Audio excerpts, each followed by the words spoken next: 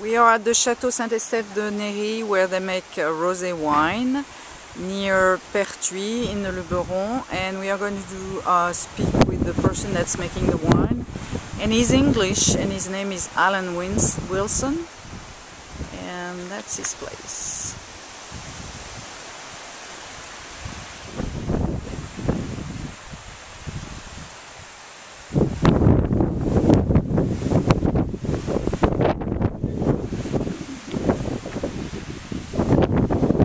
Village of En Suisse, which is over there.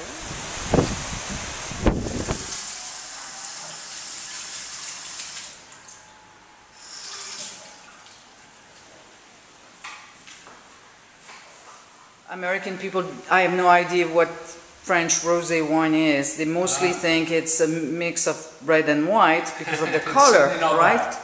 But it's certainly not that. So the question was, to ask you what is really rosé wine, since you make rosé wine here, and I've tasted it and I really like it, so you know how to make it. So I thought, well, you'd be the right person to ask that. It is made from red grapes, and most red grapes have clear juice. And the colour for a red wine isn't the juice, it's the skin of the grapes. Right. That gives the colour, and so the rosé gets its colour depending on how long it's left in contact with the skin. And different grapes have different amounts of colour in the skin. Grenache is quite a thin, light skin, so it doesn't give a lot of colour. Syrah is a very dark, thick skin with a lot of colour in it, as is Cabernet. And so you have to manage how long you leave the juice in contact with the skin. And we make a pale rosé. Yeah, I've seen, so let me zoom on your, which is... That's not the best shot, simply because it's a beige wall behind it. It's actually pale. That's a nice shot. Right. The one in the ice. It's the one that's over there. Because it's got a whiter, clearer background, whereas... And what grape do you have in your rosé? We have about 2/3 Grenache and 1/3 Syrah. Okay. And the Grenache we basically put into a big tank, as if we were making red wine, and the weight of the grapes crushes the juice out of the grapes, and it stays in the tank for a matter of hours, maybe 5, 6, 7 hours, but not long.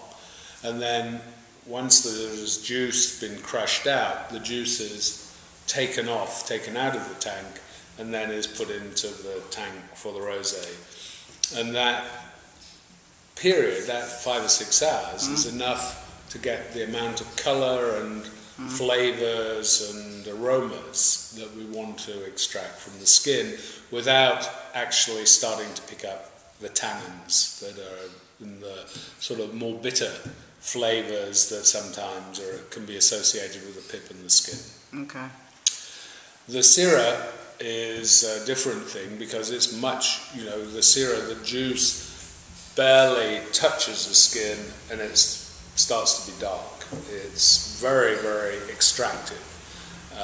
And so the Syrah we put directly into the press, and we press the grapes directly, and the juice is taken off straight away and then goes into the tank to make the rosé, where it settles and then is fermented.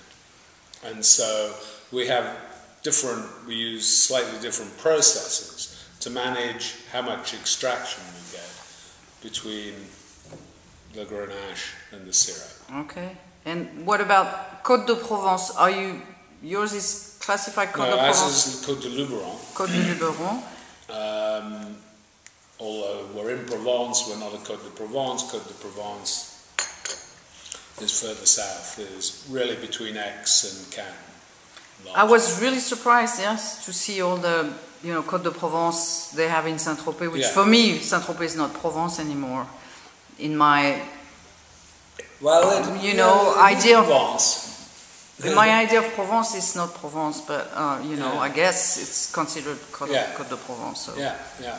Well, That's- really, the area of Côte de Provence is a big area.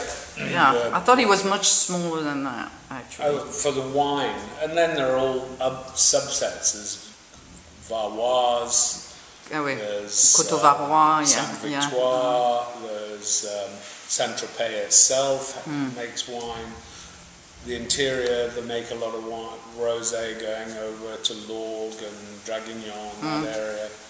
So there's a big area all the way really from Aix through to almost to Cannes. Grape comes at the top and Grapes then... come into the top and then go through chutes down into the tanks or into the press. So it's all working with gravity, that's what you were saying. So you don't need to press. No? Well, you do. We press a little bit. Well, the white and some of the rosé we press, and that's the press. Okay. And at the end, most of the red is presses itself with the weight of the grape. So I guess it's supposed to be a much better quality. Yeah. Well, because if you press, you know, when you press, particularly the skin and the pip, you might get more tannin. So you get more the bitter acid or that not very pleasant taste that some wine has. Yeah. So you're more likely to get that.